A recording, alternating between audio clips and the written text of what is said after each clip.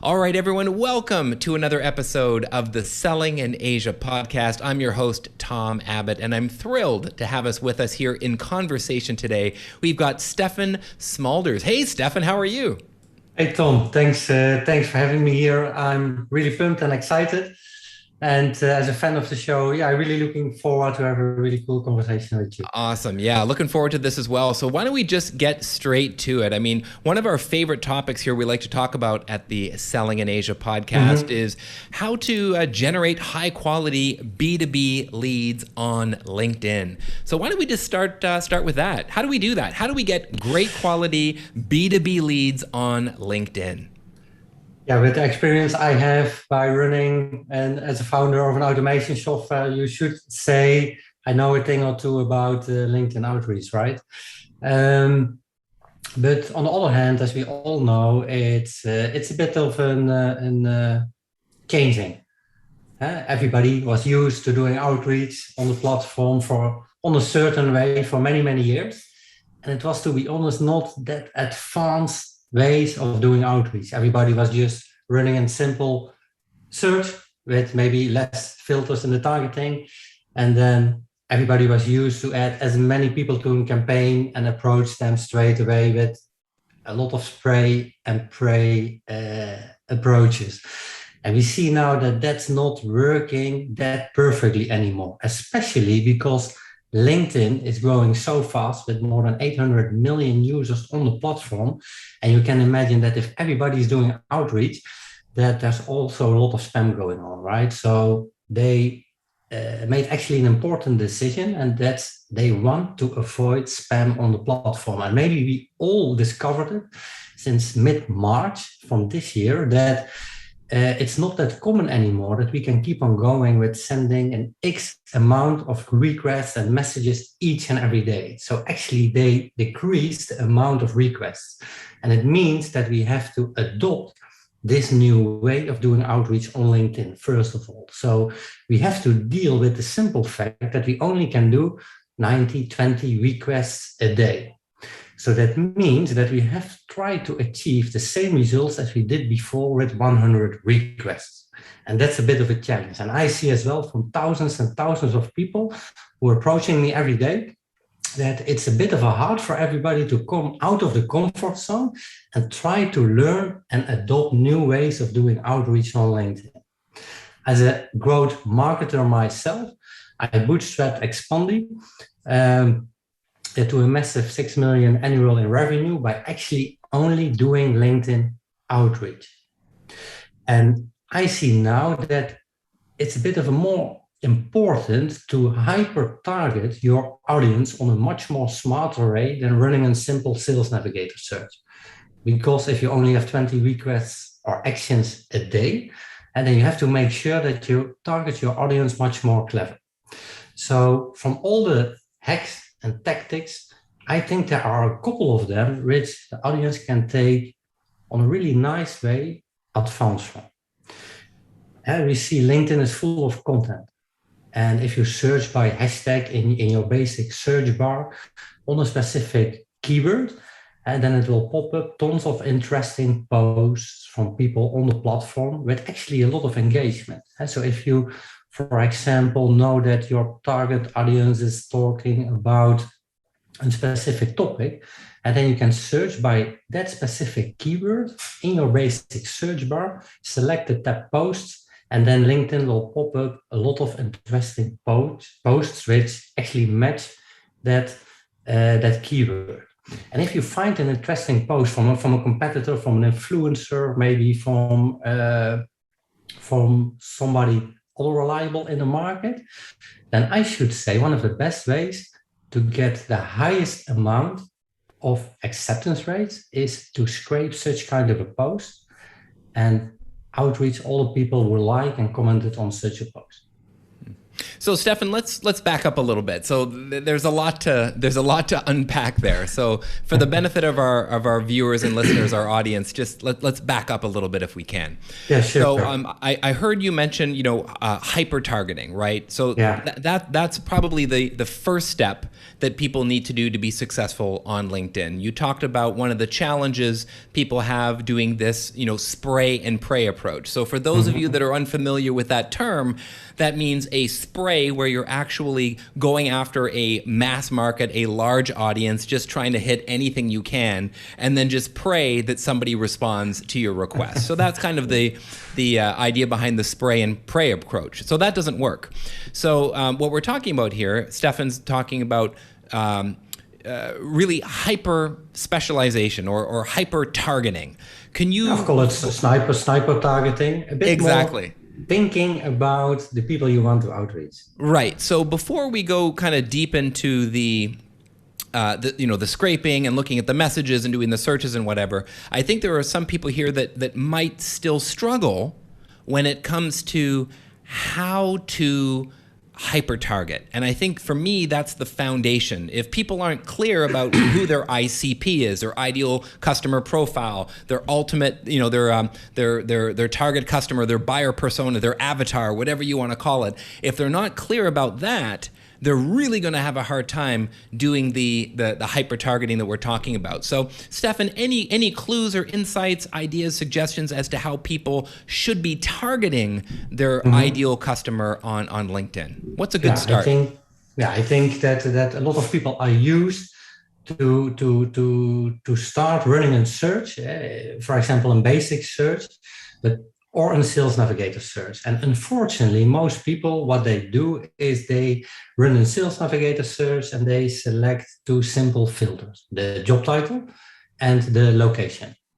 And then it will pop up with tons and tons of people, mostly of the times too many people. So it's actually not the sniper targeting. And you have to break down that search with a couple of extra filters. And for example, in a Sales Navigator search, if you run such a search with only two filters, it will pop up the results. And if it pop up the results, you have a couple of opportunities to select from there on. For example, the people select only the people who posted in the last 30 days, or people who are changed job roles in the last 90 days.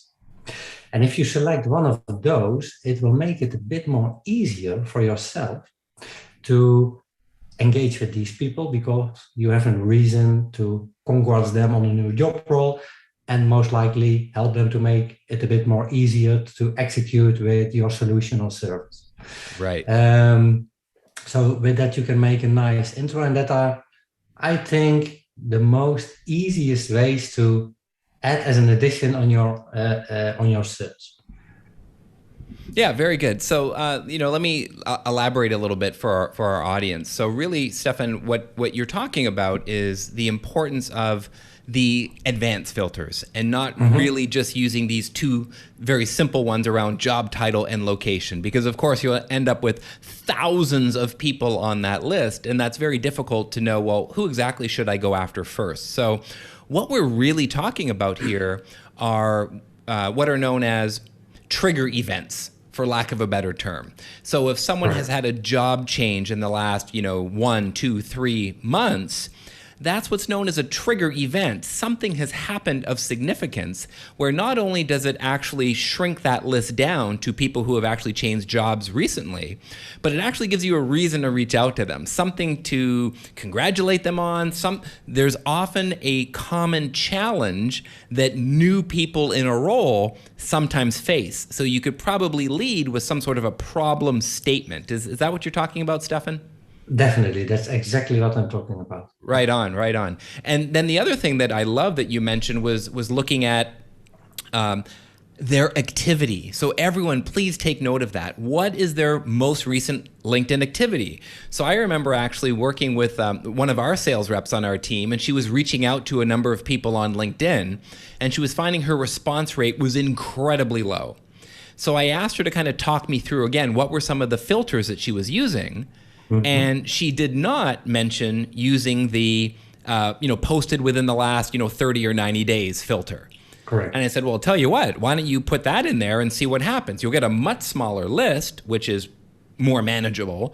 But what you'll find is those people are more active on LinkedIn and will likely be more responsive than someone who hasn't ever posted anything in like a year or two.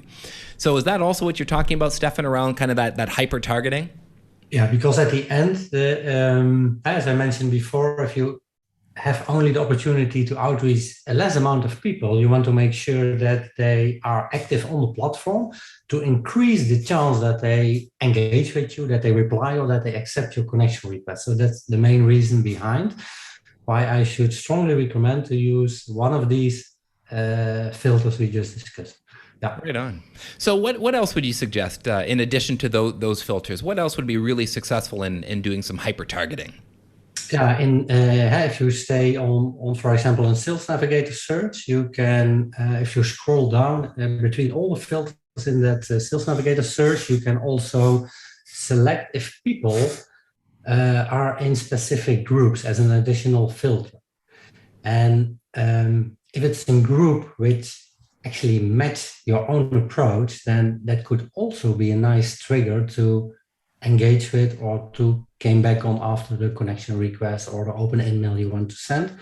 Maybe you're both members of the same group about that topic from the owner, and that will most likely give a bit more trust for people to be approached.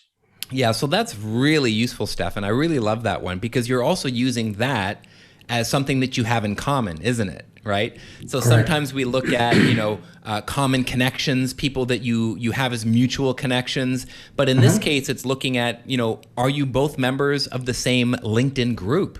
And what I really like about the LinkedIn group connection is, number one, as you mentioned, you can use that as a something that can connect you and bind you together. But also, guess what? There's probably hundreds or thousands of other potential customers like them in that group that you should be going after as well. Definitely. And maybe a nice tip as well, which I try to run on my own for a couple months now, is that in a Sales Navigator search, you can also filter on people when they joined the LinkedIn platform. And if you select the filter from people which joined just from now on and a month ago, then you know that are all new people, they are fresh to LinkedIn, and they definitely want to increase the amount of people to get as fast as possible to these 500 connections. So for example, you select a country, then you select a job title, and from there on, you select the filter that you only want to target people who joined recently the platform. And then you can congratulate them on, or give them a warm welcome and share more about your approach, so that you want to help, or that they can always approach you and contact you if they want to learn a bit more about the service you provide. And that works actually really, really great. You know what I really love about that is anybody who's new to the LinkedIn platform, they probably haven't been spammed a lot yet, right? That's also true. Yeah. Right. So they're new, and usually the best time to engage with somebody is at their highest level of excitement about something. So someone who's new to LinkedIn is like, wow, okay, how does this work? How do I connect with people? What's the protocols here? So they'll likely be more receptive to connecting with you versus someone who's, like myself, who's been on it for like 15 years, where it's like, I can smell a salesperson coming a mile away. But for some newbie on LinkedIn, they're probably going to be excited that someone wants to connect with them. Yeah, that's the case for sure. True. Right on. So what are some other, great ideas or tips or strategies that you would recommend for someone who really wants to build their business, or at least try to fill their pipeline using LinkedIn specifically for lead gen? I already use it for years myself now, and I definitely see all these changes are impacting the way we have to do outreach. Because if people enter the platform, they want to focus on cold outreach on LinkedIn. Let's be honest, everybody's going to Google They search for best connection message templates or outreach templates, and all the things you can find over there are outdated. Hey, first name, I came across your profile, super cool, let's connect. Hey, somebody recommended to connect with you. We have a common connection, and that's so outdated. Everybody, as you mentioned before, knows that it smells so salesy, so automated, so worse actually. So there are a couple of things you can do. And I analyzed, first of all, a bit more about the social selling index score. It contains 4 pillars. And most of the people are only focused on connecting with people. So if you do a lookup to see what's actually your social selling index score, I found out that I think fair enough to say that 80% of the people have a lower social selling index score than 70. And that's not the worst thing, but it means if you have a deeper look in these 4 pillars, that people are mainly focused on building their relationships, and that's has the highest number. It means that if you want to do a good job in LinkedIn's eyes and make your profile a bit more healthy, you have actually to focus on the other 3 pillars. For example, making an authority of your LinkedIn profile. That's, for example, what you do with such a huge amount of 27,000 followers from what I saw, right? So that's very, very impressive. LinkedIn also wants that you spend a bit more time to engage with people, to create posts in different formats on a consistent way for a couple times per week. And LinkedIn wants that you start connecting with people you know. And what's the best way to connect with people you know? I think it's actually creating events on your own. It's actually the same as a one-on-one demo where you pitch in a one-on-one call your approach, but then for a larger amount of people and actually the same time. So if you run your own events and you know all the tactics to promote your event the right way, then it's actually very easy to get more than 1,000 people sign up for your event with, and mostly of the time, 500 attendees. And that's the best audience you can use to follow up after the webinar for the next month.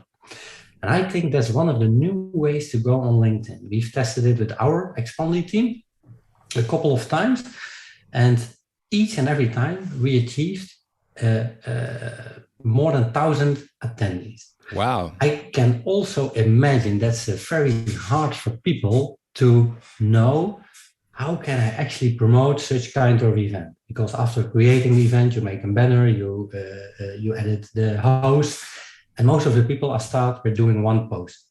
And then maybe 2 friends, his wife, and 4 other colleagues will like that post, and it's actually not that engageable.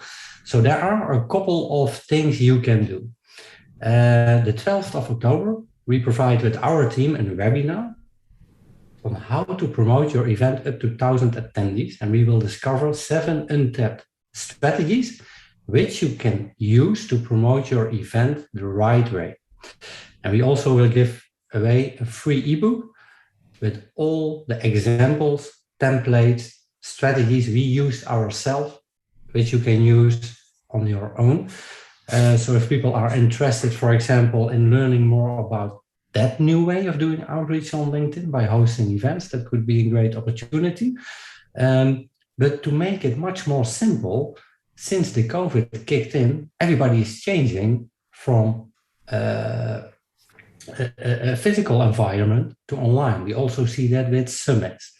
So if we go back to the basic search bar on LinkedIn, and we're going to search by hashtag, again on a keyword, but we are not selecting now posts, but event.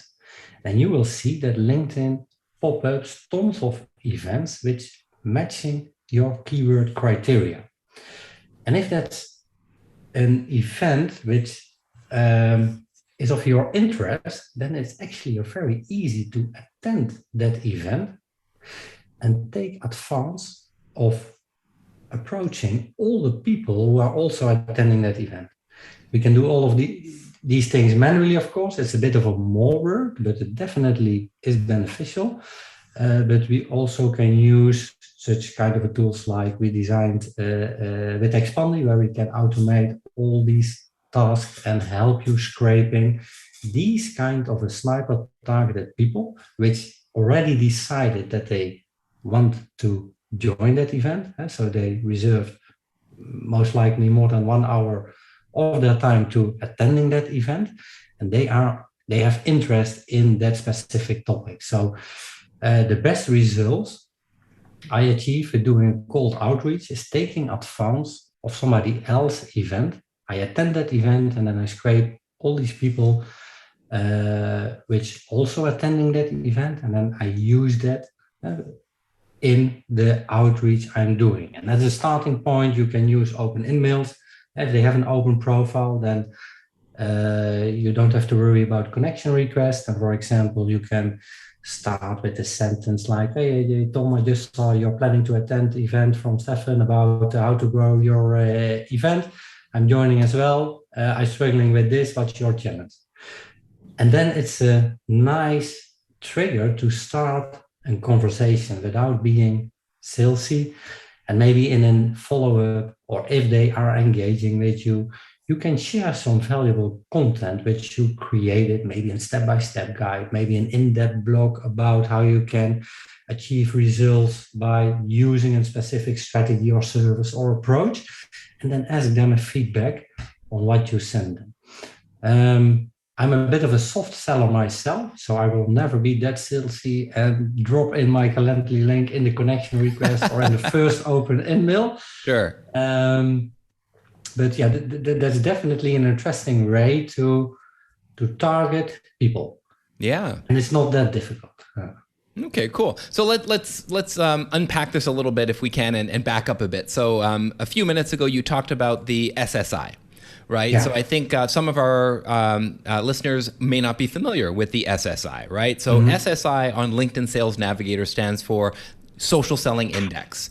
So if you're curious at all about what is your social selling index, or what is your score, your ranking around social selling, simply log into your Sales Navigator account. This is only available on Sales Navigator, not the standard, the basic LinkedIn. Log into your Sales Navigator account, click on your profile pic, scroll down, and you'll see about 5 tabs down, Social Selling Index. When you click on Social Selling Index, then you'll be able to see what's your current social selling index. What is your score? Mine is 80 out of 100. I always seem to be hovering around 80, and I can always see what are those things that I'm strong at and what am I less strong at. So as Stefan was talking about earlier on, many of us are really good at building relationships. Well, I've got over 27,000 connections on LinkedIn. So unsurprisingly, I've got 25 out of 25 on building relationships. But there are 3 other components of that score. One is establishing your professional brand. So all of these scores are out of 25. Well, I've got 19 out of 25 there. I thought we did pretty well. I guess we can do better there. Finding the right people. So that's actually searching for people, which is what we're talking about here today. Searching and connecting with more people. So finding the right people, I'm at 20 on the out of 25. Where I'm really falling behind, that this I feel like takes more time, more work, more effort, more commitment, is the 4th, which is engage with insights. Engage with insights. So that's actually, for example, commenting on people's posts and really getting that conversation going, really engaging with other people's content and sharing insights with them. I'm only scoring 16 out of 25 on that one. So my gosh, if I up that one by 5 points, I'd be at 85 out of 100. So there's a personal goal for me to start focusing on there. But if anyone is at all curious about how they can get better at social selling, just really look at those 4 components. It's not about really increasing that score. I'm not all about chasing these vanity metrics or scores for the sake of increasing your score, but it does give you some indications as to how well you're doing on social. So definitely check out your social selling index, and that can give you some really good clues as to where you need to be focusing your attention. Is it on actually connecting with more people? If you're new to LinkedIn, is it actually about hitting your first 500 connections as quickly as possible to build that network? Or is it really establishing your brand, finding the right people, and engaging with insights? It's going to be different for everyone. But Stefan, I really like that tip that you shared around using events to build your pipeline and to add leads. Yeah. And if I'm not wrong, Stefan, I heard a couple of ideas, and one of them was around creating your own event, right? So creating your own event and promoting that. I think that in and of itself is challenging and difficult for a lot of people, because then you obviously have to learn how to market and promote that event, and that's not easy for a lot of people. But the other idea that you had was actually doing a search, hashtag, and then search under events for trying to find events that might be interesting, not to you, but to your ideal target customer. I think for everybody here, that's really important. It's not about attending events you're interested in. It's about attending events that your prospects are interested in.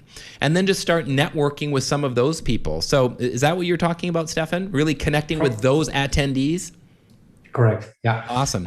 And maybe an unknown thing for most of us in here is that if you attend an event, then you are actually part of that event, of course. So you will see all the updates, but you can message people without using a connection request, which are also attending that event. That is super valuable. I think everyone needs to pay attention there. So if you join an event on LinkedIn, yeah, you are able to communicate with, you can send messages to those fellow attendees, and it without having to connect with them. So if you've maxed out your connection limit, this is a great way to actually go around that. And what's awesome about it is you actually have something in common, which is this event, which is a wonderful thing, a really great link. Yeah, and another similar thing is that if you run, again, for example, in Sales Navigator search, and you target on groups which match your audience criteria, then if you join the group, so you try to be sign up for that group and be part of that, and if they accept your request and you are longer for 4 days part of the group, then also it allows you to send messages to all of these people, one-on-one messages, in the group without using a connection request. Sorry, without using what? Without using connection request. Without using your connection request. Okay. Yeah. So as long as you're a member of a group for more than 4 days, so as long as you're a member of a LinkedIn group for more than 4 days, you're able to then connect with or message. What was it you were saying, Stefan? Yeah, message with them without using a connection request. But it's actually the same because it are one-on-one messages. Yeah. So you can message them directly without having to, for example, send them a connection request or like an in-mail, for example. Correct. Yeah. Awesome. Yeah, that's very helpful. That's a really useful tip. And if profiles have the status open, so if they actually have an open profile, then you can send them in-mails without using credits. And you can send more than 800 open in-mails per calendar month if they have the status open. Got it. So how would you, I mean, really we're talking about personalization, right? So what are some of your favorite ideas or best approaches around, personalizing your approach on LinkedIn? Because I think that's so important. We want to try to find this balance. I like this term mass customization, because of course you're still going after a large number of people, but how do you feel people should come across as genuine or as tailored or customized as possible while still doing it at scale? Yeah, it's not common anymore that you can only use a first name and a company name to personalize. It's actually in start of personalization, but we can do much more better. A couple of things you can do is that with the tools like Expandy, where you can automate all these things we are discussing right now, we are able to add personalized images and GIF animations, which we can upload and send straight to the inbox. So it means that we can personalize their written profile image with a website that we can show on screen of the website, or for example, yourself on a whiteboard with dynamic content. And that content will change each and every time if you approach a different person. That's actually an interesting way to approach people, because you interrupt the patterns and you will minimize the ask, instead of sending just boom and a full message with a lot of content. And I tried that for a couple of months in comparing to a B test where I did not use it. And with using such personalized images and GIF animations from the follow-up message on, I achieved more than 55% reply rate on average, in comparing to, it depends on the industry, of course, and the type of people you're approaching and how active they are on LinkedIn. But I think it's fair enough to say that if you achieve normally a 25% reply rate after connecting, that's already a great job. And it at least doubled with to 55% on average.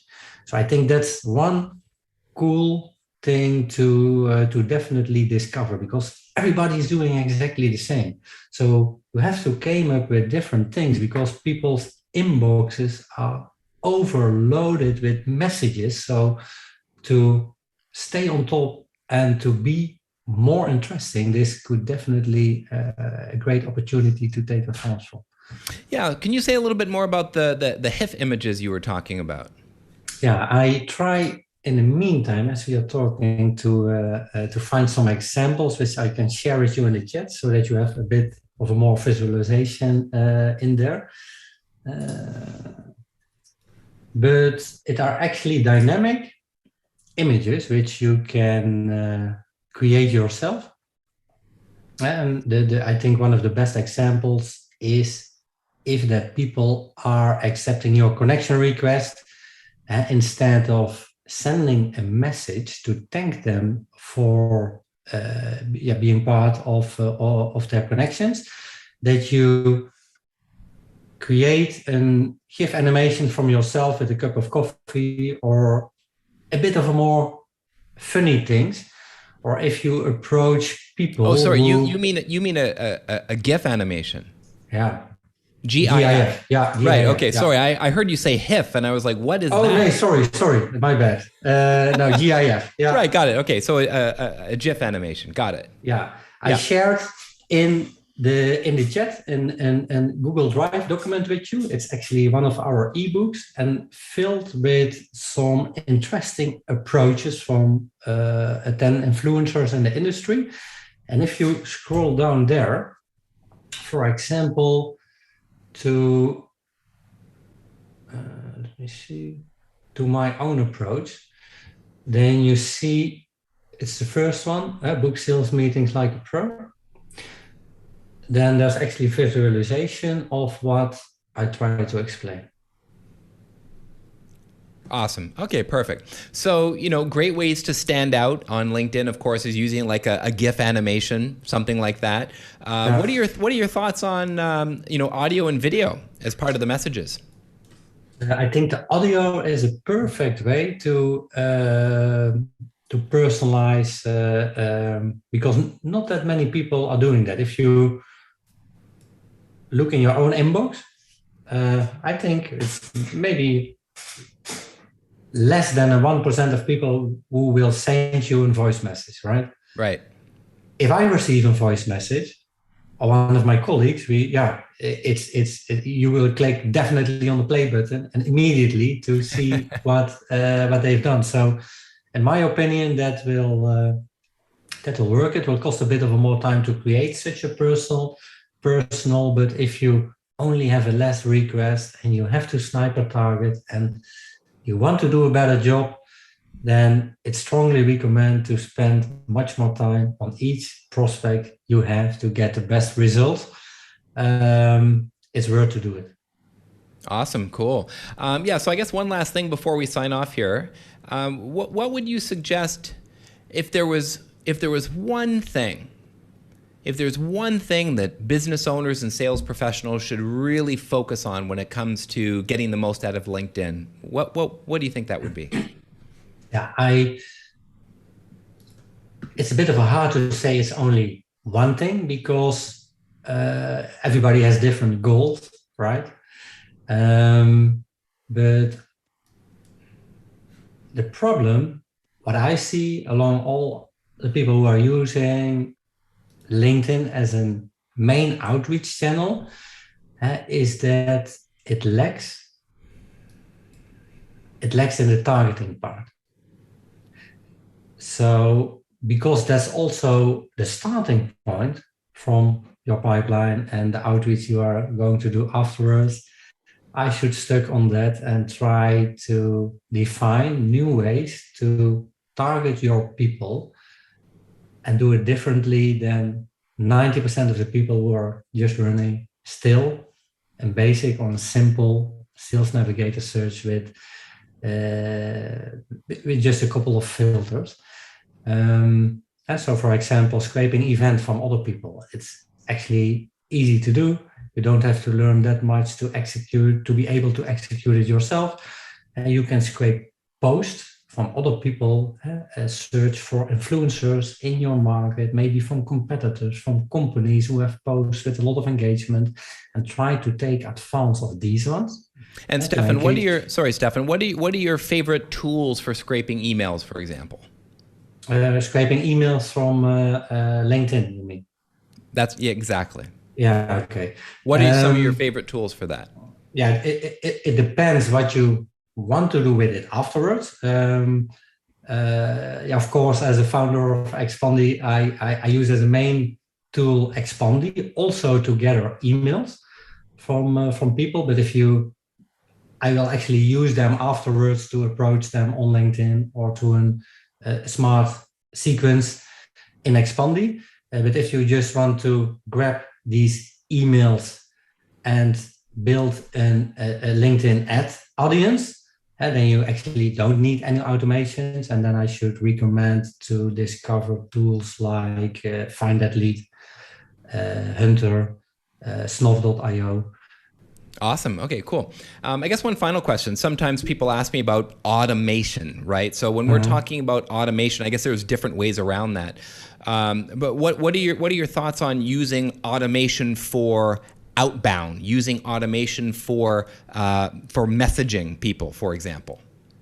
Yeah, it's a bit of a hate-love relationship what people have with automation and LinkedIn as well. To be I think LinkedIn hates it.